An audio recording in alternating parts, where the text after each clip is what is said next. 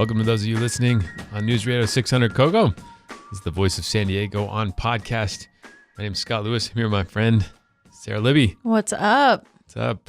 No Andy Keats today. I think he's working on some stories, some journalism. Sometimes reporters do that. Yeah, and he's probably on the side drawing some pictures of me with big X's on them or Could something. be, yeah. And lighting those on fire or something. We got a good show today. We're going to talk about a lot of very California issues. But one California issue you were dealing with, you just mentioned you wanted to take your son, little 6 months now? 9 months. 9 He's months. a big boy. Big strapping boy. Is he big? Yeah. And you want to take him to a pumpkin patch, but you're mad about the style? Or? It's not really fall weather, and I feel weird wearing like a tank top and shorts to a pumpkin patch. Yeah. Seems inappropriate. Like, it should be a scarf. Yeah, it should have a flannel. Some boots. Yeah, I want to wear some boots. Like, this is ridiculous. It is pretty nice out. I mean, hot.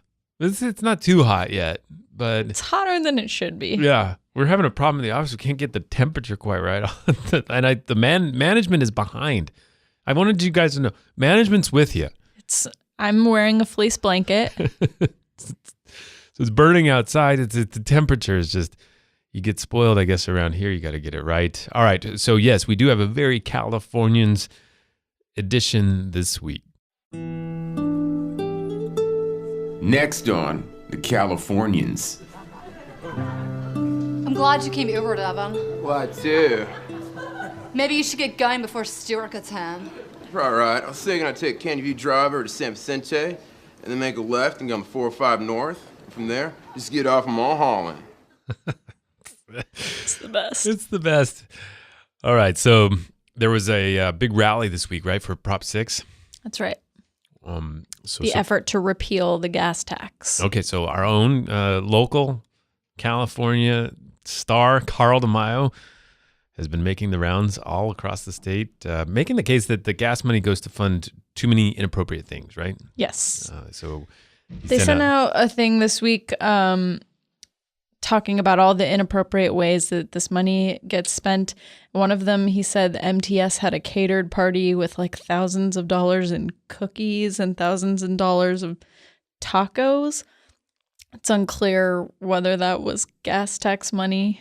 But so, like he's saying it's just downright corrupt. They're spending it on all these things. Yeah, the basic argument is that we could have all these repairs without this new tax if you guys didn't buy tacos and stuff. Yeah, essentially. He said they have gone to clean up homeless encampments and stuff. Again, you could debate the finer points of all those charges, but he also seems to think that there's an issue with the actual expenditures on things that are transportation related, particularly money that's going toward public transit and, policies that would encourage people to take a form of transportation other than a car. So like walking and biking. And they had some particular disdain for that at this rally. Right. Andrew Bone at KPBS captured a couple of great quotes. We wanted to highlight one. Here's Diane Harkey, who's a member of the Board of Equalization, and she is running for Congress. And she is really horrified by this transit sort of dystopian future, right? Yeah. This is just fraud. It's forcing you to take bikes, get on trains, hose off at the depot, and try to get to work. Now, that does not work. That does not work with my hair and heels. I cannot do that, and I will not do that. The depot? Hose off at the depot. The depot. Now, does she mean the Santa Fe depot? Is that what she's getting I don't at? know what she means. Home Depot? There are a lot of good depots out there. The depot, like where does she think these transit stops are? Now, she has there is a point about how hard it is to use transit to get around the community. Absolutely, right? Yeah. So before, or at some point, another clip that Andrew Bowen captured was of Pat Bates, who's a Republican state senator. And she said, you have to sit around for a bus that maybe comes once every 3 hours. And, again, it was just like this kind of disdain for public transportation, but they are talking about, like how difficult it is and how bad things can be here. And their solution, I suppose, is to not There's just like, that's it. fund it ever. It's bad and it's not going to get better. And that was what was, I mean, I think a lot of transit advocates would gladly acknowledge that there's too infrequent buses, there's not enough stops, there's not enough alternatives, it's too hard to get around during the day. But that's part of what their point is like, look, we're concerned about your heels and your nails. Sure. Your hair. Yeah. But, there's a lot of people that can't afford a car, can't afford all these things, and they need to get around as well. They need to do these jobs, these workforce housing issues and stuff, right? Yeah, it's amazing how there are so many things that people on both sides agree on with this issue. So everyone's like, yeah, the roads are bad and we need money to fix them. Everybody agrees on that. It's only like where the money should come from that's the disagreement. Yeah. And it's the same with public transit. Like, yes, buses should come more frequently and it should be easier to use the trolley. I don't know how to fix Diane Harkey's hair. I'm not sure about that one. But like, again, the disagreement is just about how we should fund these things or what sort of prioritization we should be giving to them. Yeah. And so then it brings the question of like, there's no argument about the gas tax that's like you have to ride transit. Now, there are some ambitious plans adopted by the city, by the Republican mayor, by the way, to, actually encourage and try to get a certain number of people to take alternate transportation. Now, one of the things that's interesting about this, though, is that from the left, the concern about the gas tax is that it funds too many highways and not enough transit, right? And like that that these plans that are built that this is funding is too heavily streets and car focused. Yeah, and it's not just with the gas tax, but it's like sort of the same argument we've seen play out with all these various plans that address how we get around. The Sandag master plan, there were lawsuits about whether it front-loaded too many roads projects, and that's been tied up in courts. And so anytime we're having these discussions, it always comes down to this matter of priorities. Yeah, I think it's important to remember, too, like there isn't actually like a set of projects that's gas tax projects. Yeah, exactly. No matter what either side wants to tell you. Like you get one of those mailers and say like this or this aren't going to happen. Like that's not really the case, but it's also not the case that they will happen without it. So there are a bunch of transportation needs. All these places like Sandag lay out their needs and their plan. And the gas tax is just another source of money among the 2 or 3 or 4 needed to fund all of them, right? So like locally, there's highway projects and I know that there's one big effort to increase the frequency of buses downtown. And there's a few other things that like need money, are maybe half filled or 3/4 filled. And the gas tax would help them get farther. If there's no gas tax, it's not like that they'll fall off the plans. They just won't get done. Yeah, similar with, Transnet and Measure A, which didn't pass. Yeah, I think MTS is looking to possibly float its own tax, and they would all ostensibly go toward a lot of the same projects that everybody agrees we need. It's just that anytime you have these massive infrastructure projects, you cobble together like 10 different sources of funding to get them done. Right. They were also railing on that project that Andy wrote about the Sandag wanted to do a headquarters downtown. Right. Now they need a place to park all the buses that go downtown. I mean, there's all these porta potties out, and people and the bus drivers go to the porta potties. They're like, well, we need them all in one place. If we're going to make them all in one place, we might as well put our headquarters there. And that project, there's a lot of bipartisan support for it, but there's a lot of concern about it. They're using eminent domain to get the land for them. But they've weaponized that argument as well, right? Yeah. All right, so that was one of the Californians of the day. This was, let's go to the second one. What are you doing here? Ron Roberts. Whew. He's not going quietly into the good night of his political career. County Supervisor Ron Roberts is the last few months of his term as county supervisor. And there's obviously a big race to replace him between Nathan Fletcher and Bonnie DeManis. Last week, John Brady, who helps run the homeless choir, Voices of Our City Choir. You might remember them from PolitiFest. They opened up. Daryl Steinberg sang and danced with them. Did you see this? Yeah. Just like a joyful moment. Yeah, it was. He's just a likable person involved in this great effort. Yeah, he was like, snapping his fingers and dancing to Lean on Me. So John Brady, I met him. He was there. He helped coordinate the choir. So he gets up and he talks about supporting one of these projects that the county was going forward. And then he says, look, I just also want to say that the county should do more for homelessness. It shouldn't rest on these cities, including the city of San Diego. And, a few other things like that. And Supervisor Ron Roberts wanted a word with him. Yeah. It is unfair to shoulder the responsibility so heavily on the city of San Diego and its mayor, Kevin Faulconer. Thank you for your time. Can I respond to that? I'm ready to jump out of my seat because that is pure baloney. Pure baloney. Oh, pure baloney. It gets, whew. The man, so he kind of caught off guard, right? So so Roberts goes into this impassioned thing about how much money and how many projects and all these things that the county's done to serve homelessness. Yeah. And then this guy's like, oh, hey, look, I didn't mean to attack you. Right. I mean, he did say you should do more and there's this big crisis. It's not that it wasn't a pointed criticism. It was like the cities are doing a lot. You need to do more. Yeah, but also, since we only heard the tail end of what he was saying, I just want to point out, first, this guy was formerly homeless himself. Mm-hmm. He now runs a group of people who are currently homeless and formerly homeless.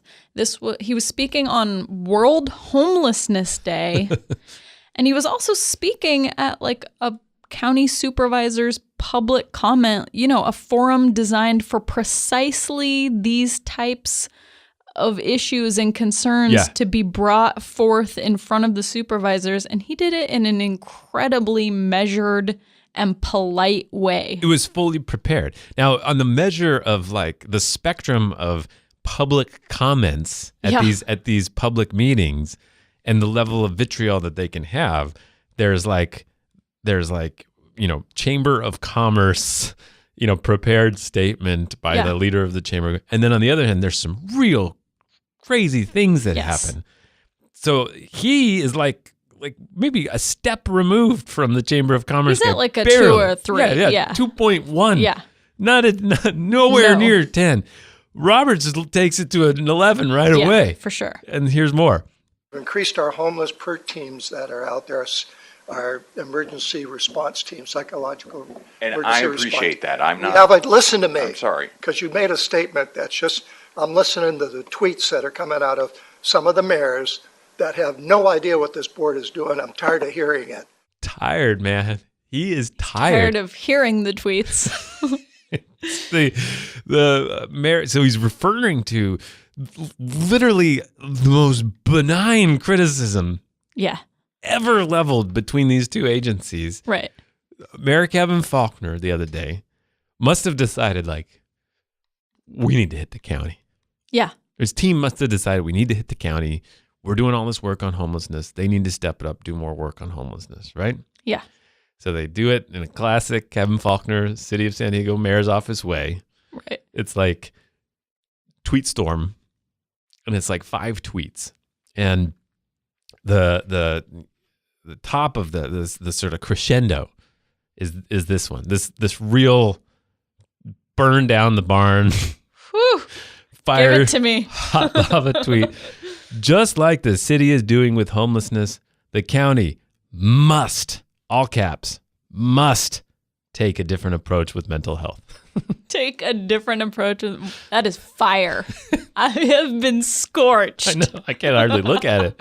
I can hardly look at this tweet, this fire tweet. Now, again, remember, this is number 7, 8 of a tweet storm in which most of it is the county is great. The county's been doing good work.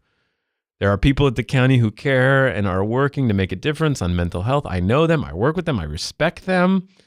You could not have put the fancy feathers around this any more fancily. It could not have gone more benign. And yet it's still, Roberts is just fire mad about it. Yeah. I can't hear these tweets anymore. This Poor director of the homeless choir is just like the straw that broke the camel's back, with his similarly completely benign thing. And then the poor guy's like apologizing for being screamed at. And you also can't hear it in the tweets, but he's like wagging his finger really fiercely, Ron Roberts is, which is just like a gross visual when you watch the video of the meeting. You said hear the tweets, by the way. Yeah. It's infecting us. Exactly. And then the chairwoman, Kristen Gaspar, on the Board of Supervisors, she's like, "Yo, supervisor, maybe let's let him sit down." Sir, can you go sit down? You're just making this man mad. So a classic, but it also, I think Lisa Halverstad on her side did a good job sort of explaining, like, look, this is at the heart of this effort to replace the county supervisor, Ron Roberts, because this is the essence of the argument that Bonnie DeMantis, former DA, and Nathan Fletcher, the Democrat former assembly member, are making about why he should be replaced and the different styles that they would go at to do that, right? Yeah, it says a lot about how mad he got. And also, his defense of we've been spending more money than ever in recent years. And I think it's relatively uncontroversial to say that a big part of that is because of this barrage of criticism they've been getting for years. And so that they just sit on, hordes of reserve money and they build buildings and they're not doing their fair share to address, mental health and homelessness issues. And so I guess it's really been getting to him. Guess so. It's really been building up. I thought Sean Ello actually on Twitter made a really good point. He's running for county community college district against David Alvarez. And he was like, look, it doesn't really matter how well you're doing. And I thought that was a great point. Like, look, I don't care about your stupid rivalry with the city. Right. I don't care that you're mad at Mayor Faulkner. The fact is that this city, this region is teeming with people who are not living in shelters. They don't have places to go.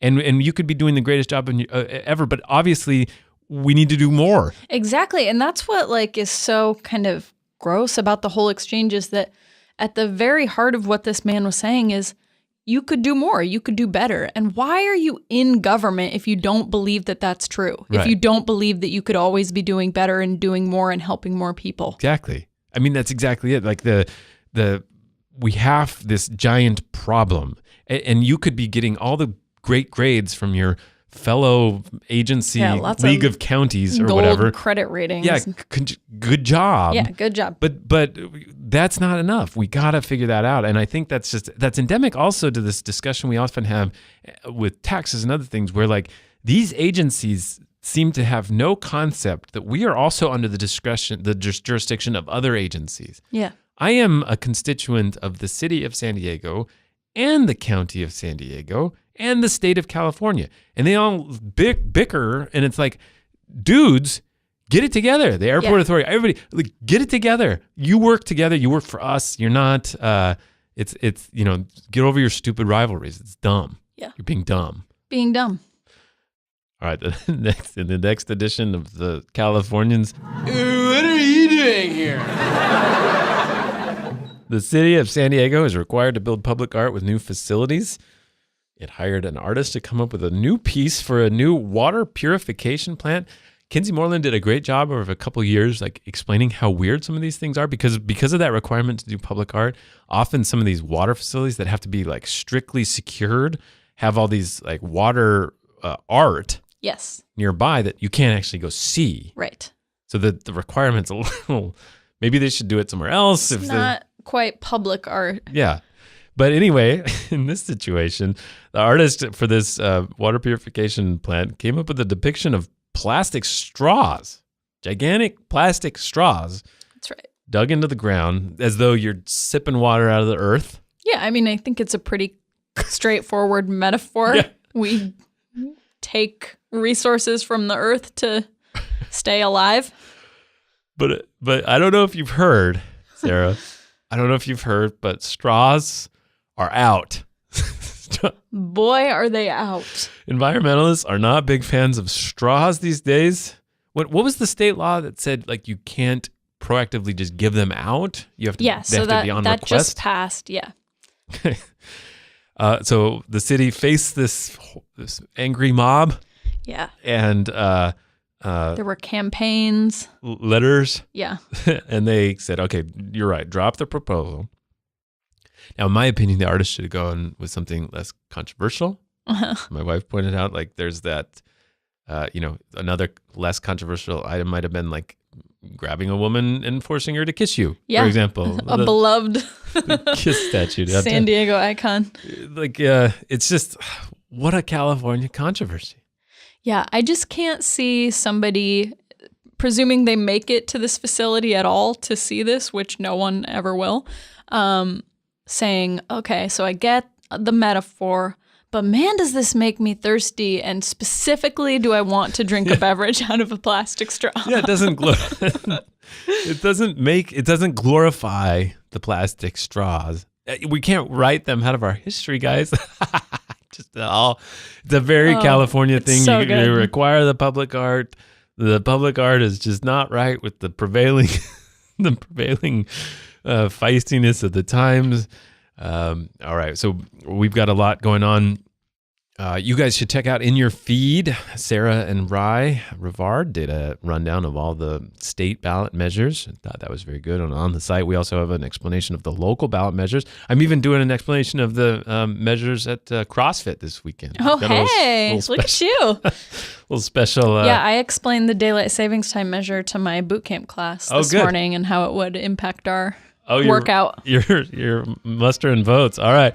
This has been the Voice of San Diego in partnership with News Radio 600 Kogo. If you're on the podcast, we've got a few more Californian episodes, and stay with us.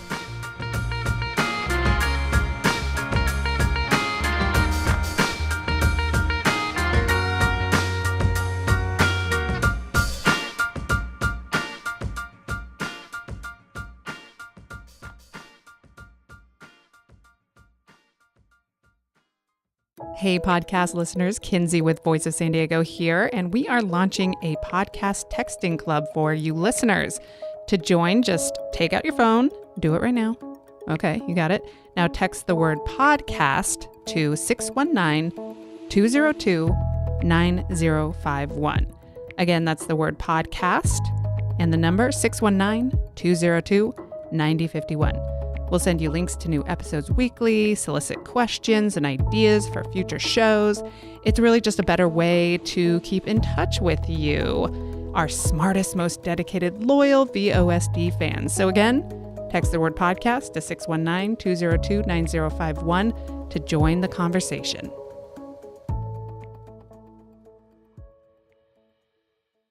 We are back with this edition of the Californians. What are you doing here? Boy, this is a good content week. Everywhere I turned, there was good content. So much good content. We got a tip the other day. Ry Rivard followed up. Fascinating story. Did you have any idea? First of all, I didn't know what abalone was. Do you know what abalone is? Yeah, I'm a sushi fan, It's on some sushi menus. Yeah. Got it. Okay. Well, game wardens have accused two of San Diego's top yachtsmen. Yahtzees. Of we had trouble deciding what word to go with there because he didn't want to say sailors, like military. It's confusing. And pleasure boaters felt weird, so we went with yachtsmen. Pleasure boaters. In August, the State Department of Fish and Wildlife got a tip that people were diving for abalone and lobster. Now, here's the thing with abalone. You don't touch it here. Along the coast, the population has been depleted. It forms like giant reefs of sorts, and has been depleted all up the coast of California. It's illegal. You don't touch it ever. Yes. Never go down and bring up abalone. They're like these giant oysters, right? Sort of giant though, very big. Now, the population's been devastated those, and they were also accused of diving for lobster. Now, this was in August before lobster season. Of course, you remember when lobster season opened, that's when that guy got attacked by the shark. Oh, yeah. The authorities tracked down the boat registered to Chuck Nichols, a former Commodore of the San Diego Yacht Club. Now, the Commodore is like the chairman of the board, the former leader. This is a whole new world. It is. It's a big deal. Officials, they actually halted a sailing race, right? Yeah, so Rye just sets like an amazing scene. This is off the coast of Catalina, by the way, Catalina Island. They get this tip that people maybe are poaching lobster in abalone, and they find this boat, but there's nobody on it. And yet they see like some abalone shells, and they see like a cooler with some lobster. And one of the wardens, which apparently is what you call the Fish and Wildlife Officer, lots of really cool terminology, is like a former college swimmer. So he dives under the boat, called the Easy Rider, by the way. This is the story that keeps on giving. And like finds some lobster shells. So this is like some Law and Order CSI C edition stuff. Like they'd cut off the discarded tails or lobster something. shells. And so they're like, okay, definitely some poaching going on here. And they start asking around on the beach, like, hey, anybody know where Chuck Nichols is? And they like figure out that they're in this sailing race. Yeah. Right? So they go out and they get at the sailing race. They halt it. And they find out these two guys, both 66 years old, Kyle Clark and Jesse James. Right. Of course, one of them is named Jesse James. I made him double check. I'm like, are you sure we're not being punked here? This whole thing is so... Sure enough, Jesse James admitted to poaching the shellfish. Now, James is also a former Commodore of the Yacht Club. Okay. Now here's where it really hits home for me, because I just cannot fathom this. Clark and James face up to $164,000 in fines. This is no it's BS. No joke. Yeah. This is real. Yeah. It's like a real big crime. I mean, it's a big deal. It's a big deal. Although I like that apparently it's like spawned like lore, like yacht club lore. And so Rye was hearing stories that they were like leading them off the beach in handcuffs and really dramatic stuff that I guess did not happen at all. Right. But it was pretty good, the stuff that actually is true. So do not touch the abalone. Word out there. If you're diving down, just leave them abalone alone. All right, next up in the Californians. What are you doing here? The Chargers. Oh, here we are. I'm sorry. Drink.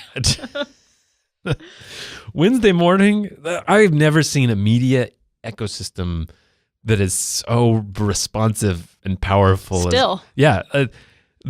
Wednesday morning, one reporter puts out one tweet. ESPN reporter Seth Wickersham tweeted that a big topic of discussion at the NFL owners' meetings was the Chargers' struggles in Los Angeles.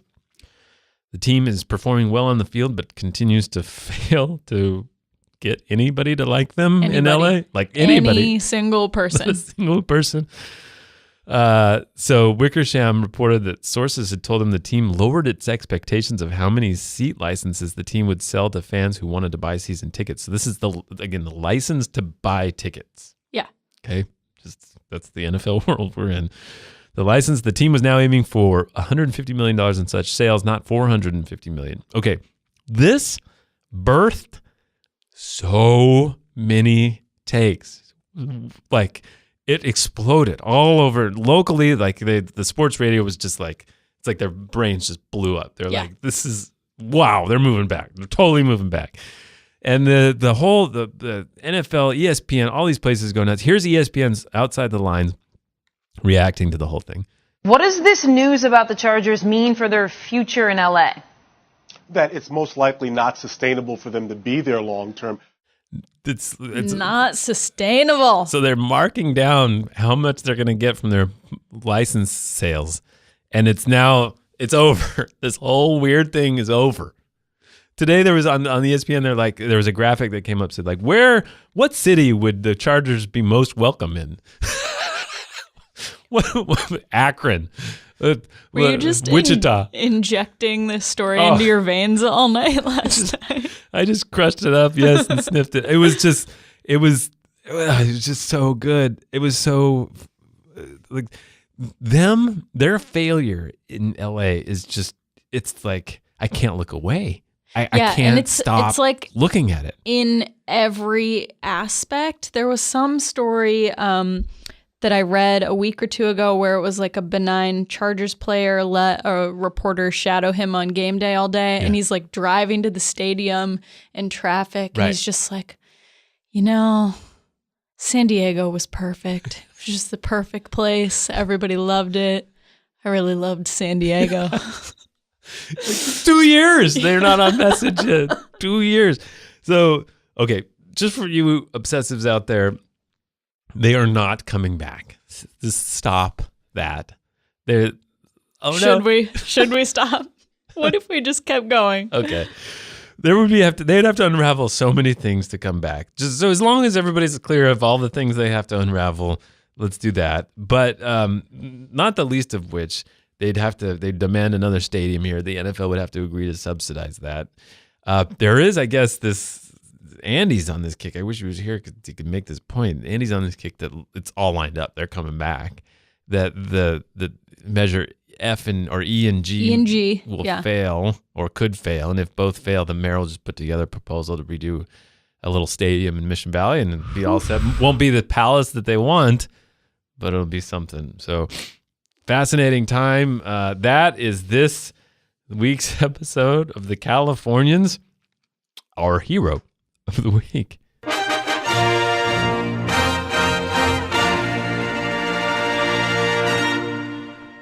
All right, this goes to the State Bar of California. This is the group that kind of regulates the practice of law and how the courts work.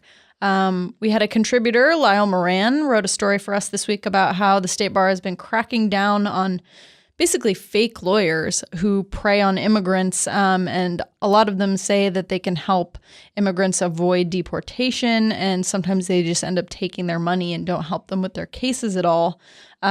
Lawyers have told us that immigrants are especially vulnerable to these kinds of scams during periods like the one we're in right now, where the government is really ramping up immigration enforcement and they're just feeling more and more desperate and scared. And it kind of makes them easy targets a lot of times for these types of people to prey on them. Already this year, the State Bar has referred more than 350 cases of these, unauthorized practice of law to local police. Wow. All right. Well, at least I hadn't realized that immigrants they're not provided attorneys in immigration law. Not in immigration court. When they're facing criminal charges, they do have an attorney. Got it. Our goat of the week. You lose. Good day, sir. So recently we updated you about the unprecedented budget scramble at Sweetwater Union High School District. It's not uncommon for school districts, of course, to struggle with putting together a budget for the next school year. But Sweetwater suddenly discovered a deficit in the current school year, and officials are scrambling to find $19 million in cuts because they can't lay off teachers at this point, right? Right. You have to have lots of advance notice to do that. So let me be clear. They're running out of money. Yes. They have their burn rate is higher than the money they have. Thus, something has to give. Either they're going to get money, some sort of emergency loan, which would come with incredible consequences to their management, or they're going to have to make some quick cuts. Will Huntsberry, our education reporter, wrote this week that we learned that in 2015, there was a report warning Sweetwater Union High School District its budget would be in trouble if it didn't find a way to cut costs and bring in more money. So, yeah, they just cut costs and everything was fine, and we never heard about the district ever again. It all went great. That's not true. As a matter of fact, district trustees went right on to okay a 3.75% raise across the board. Yeah. So I guess, when you add that to the fact that all of the financial employees, the leaders of the finances of the district, just left. They're like, peace out. The whole thing adds up to a classic study of school finances and school district finances. I genuinely hope that they work this out. I'm not gleeful at this. There's a lot of kids, a lot of services involved here. Hopefully the county and the local district can work it out. This has been our show this week. Thanks, Sarah. Yeah. And we'll see you next week.